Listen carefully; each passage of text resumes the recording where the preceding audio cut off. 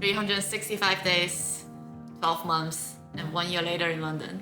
5 things I've learned. Hi everyone, welcome back to the channel. It's Lydia here. So if you're new to this channel, I'm a banker who lives in London, but I also love life. So in this channel, I just usually share some of the things I used to change my lifestyle in the past several years. Occasionally, I share some of the fun things happening in my life, my travel vlogs, and the restaurants that I visit. Today, I just want to do a little bit of a chatty kind of video about me being in London for a year. So yesterday, I went to take a walk near the Thames and feeling I'm actually part of the city. It's kind of a bizarre feeling. Standing in my apartment doing this video makes me feel like maybe this is where I'm gonna be next few years.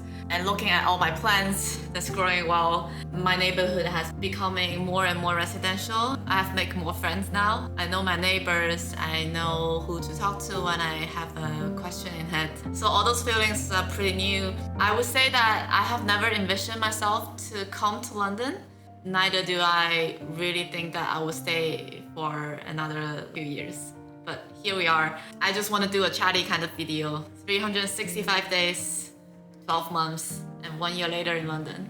5 things I've learned. So the first thing I've learned is learn to cry. I don't know about you, I am never someone who cry a lot, but ever since I moved to London, I remember that day around like October, and I had the coffee with my new colleague, and after so many times answering people's friendly greetings, are you okay? You know, in a London fashion way. And after so many times, I have to say, yeah, I am doing well, thank you. With those smile that I kind of wanted to fake it until I believed that I am okay. But then that day, after again and again saying those things, after I was in a rush going back home for a Zoom meeting, and all of a sudden the city just decided to rain.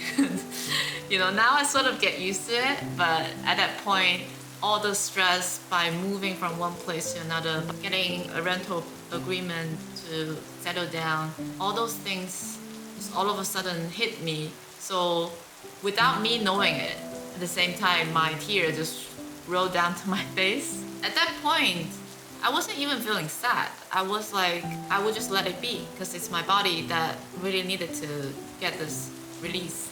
I think our body always know what we need, and it's okay to be not okay. That's the greatest thing I've learned in the past year. And when we're sad, let it be. Let's cry.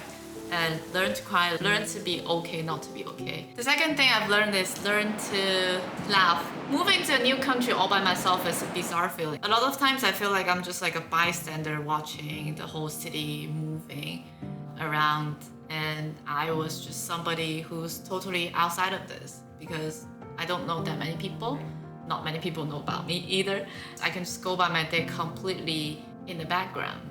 That sort of helped me to learn how to laugh at myself. I've always been learning how to laugh at less fortunate situations in the past few years. I think it usually changes for the better. But this time I think I finally get a hand of it. Maybe because it's just like a big busy city, everyone has their own things to care about, or maybe it's just first time in my life I start to accept that every moment actually is a story. So it depends on what kind of meaning you give it to it. It can become a funny story or something that you hold on to and you become victimized for.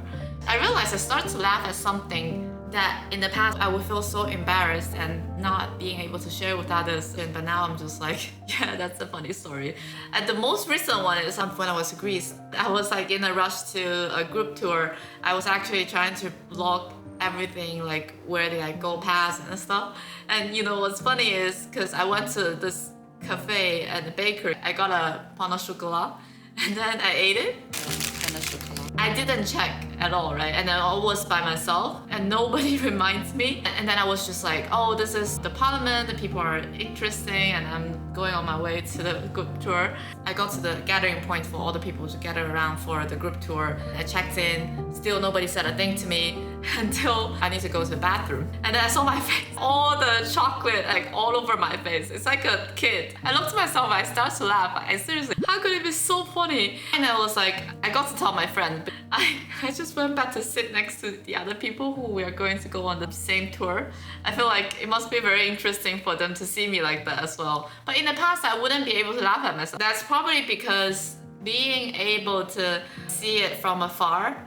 Like no matter what happens, when we laugh at things, we also learn and also remembers it better. So that's the second thing I learned, learn to laugh. The third thing I've learned is learn to be alone. The French philosopher Blaise Pascal once wrote, "All of humanity's problems stem from man's inability to sit quietly in a room alone." Keep seeing this again and again. Even though the past few years I have been making a lot of progress, the move from Hong Kong to London sort of forced me to solidify all those things I've learned, all those skill sets I've gathered along the way to really be able to be myself alone, sitting in a room and enjoy the time by myself. I think it's because my routines, the gym and the books that I'm always have it with me, and also all those short trips I've taken in the past several months to Europe has helped me not just learn to be alone, but learn how to be alone and enjoy it. Now it's more me proactively seeking those time. My me time could be just taking a book